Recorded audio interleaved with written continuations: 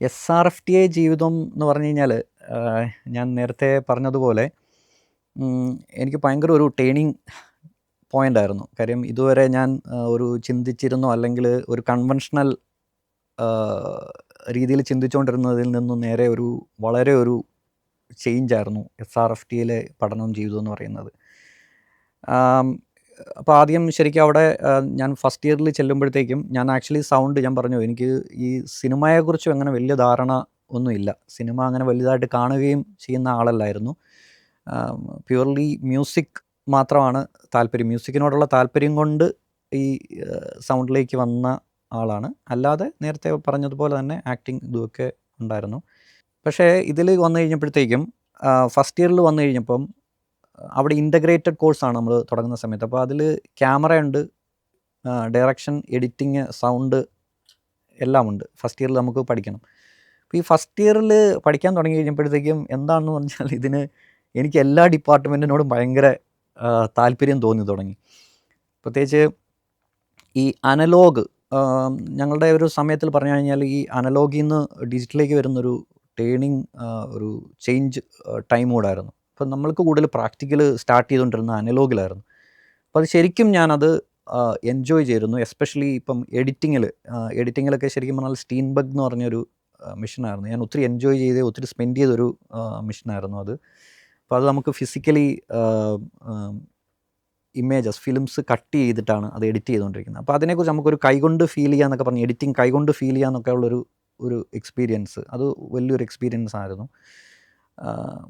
കൂടാണ്ട് ക്യാമറ തന്നെ നമ്മൾ സ്റ്റാർട്ട് ചെയ്യുന്നത് ഫിലിമിലാണ്. അപ്പം നമ്മൾ 16mm ക്യാമറയിലാണ് ആദ്യം ഓപ്പറേറ്റ് ചെയ്യുന്നത്. അപ്പം ഇതൊന്നും പഠിക്കണമെന്ന് ഉദ്ദേശിച്ചല്ല വന്നത്. പക്ഷേ അതിൻ്റെ അകത്തെ ആ ഒരു താല്പര്യം അല്ലെങ്കിൽ അതിൻ്റെ ഒരു ടെക്നോളജിയിലുള്ള ഇൻട്രസ്റ്റ് കൊണ്ട് ഞാനിതെല്ലാം വളരെ താല്പര്യത്തോടു കൂടി ചെയ്തിരുന്നു.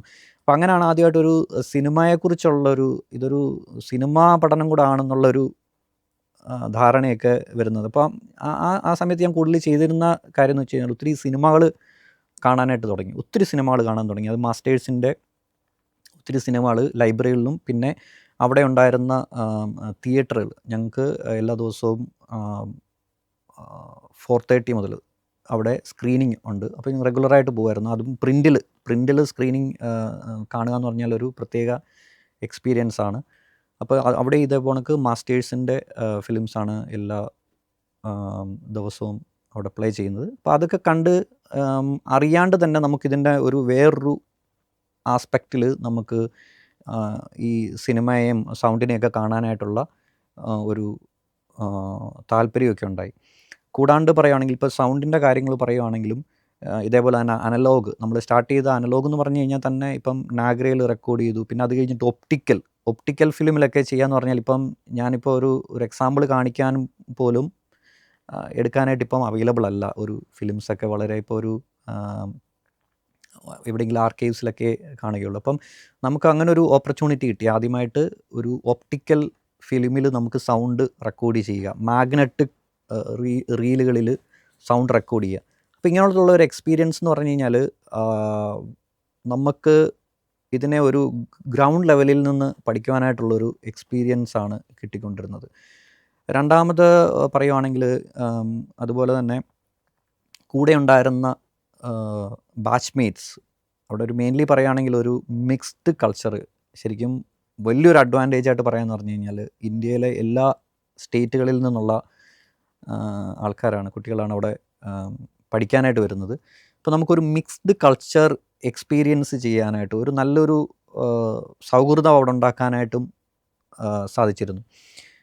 കൂടാണ്ട് ഇപ്പം എപ്പോഴും നമ്മളൊരു ഗ്രൂപ്പുകളൊക്കെ തിരിച്ചാണ് ഇവിടെ പ്രോജക്റ്റുകളൊക്കെ ചെയ്യുന്നത്. അപ്പോൾ അതിൻ്റെ അകത്തുള്ള ഗ്രൂപ്പ് ഡിസ്കഷൻസുകളൊക്കെ ഇപ്പോൾ വൈകുന്നേരങ്ങളിലൊക്കെ ആണെങ്കിലും നമ്മൾ മീറ്റ് ചെയ്യുമ്പോഴത്തേക്കും പ്രോജക്റ്റുകളെക്കുറിച്ചൊക്കെയാണ് കൂടുതൽ സംസാരിച്ചുകൊണ്ടിരുന്നത്. കൂടാണ്ട് ഒരു റെസിഡൻഷ്യൽ കോഴ്സ് നമ്മൾ ഒരു 3 വർഷത്തെ കോഴ്സാണ് ഞാൻ കംപ്ലീറ്റ് ചെയ്യുമ്പോൾ ഏകദേശം ഒരു 4 വർഷത്തോളം ആയി പ്രോജക്റ്റുകളെല്ലാം ചെയ്യുമ്പോഴത്തേക്കും. ആ റെസിഡൻഷ്യൽ കോഴ്സിൻ്റെ അകത്തെ 4 വർഷത്തെ എക്സ്പീരിയൻസ് എന്ന് പറഞ്ഞാൽ ഇപ്പം ഓർത്തെടുത്ത് കഴിഞ്ഞാൽ ഓരോ ദിവസവും എന്തെങ്കിലുമൊക്കെ പറയാനായിട്ട് കാണും. അവിടുത്തെ ഒരു സംവിധാനങ്ങളുമൊക്കെ നല്ല രീതിയിൽ എൻജോയ് ചെയ്തിരുന്നു. ഒരു പോസിറ്റീവായിട്ടുള്ള തോട്ട്സാണ് SRFTയെ കുറിച്ചുള്ളത്. SRFTക്ക് ശേഷം ശരിക്കും ഞാൻ ബോംബെയിൽ വർക്ക് ചെയ്യുമായിരുന്നു. ബോംബെയിലായിരുന്നു ചെയ്തിരുന്നത്.